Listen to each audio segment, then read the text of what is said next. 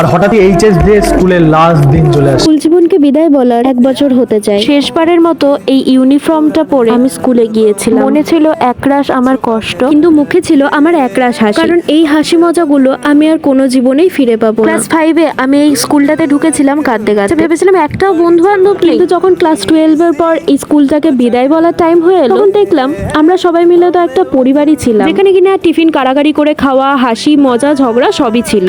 তো অবশেষে এবার আমরা পেয়ে গেলাম লিভিং সার্টিফিকেট। ছলছলে অবস্থায় মনকে একটাই সান্ত্বনা দিচ্ছিলাম যে সবকিছু যেমন শুরু আছে তেমন শেষও আছে। সবাইকে আমার একটা কথা বলার আছে, আমি সেদিন বলতে পারিনি এই কথাটা। अभी ना जाओ छोड़कर कि दिल अभी भरा नहीं, अभी ना जाओ छोड़कर कि दिल अभी भरा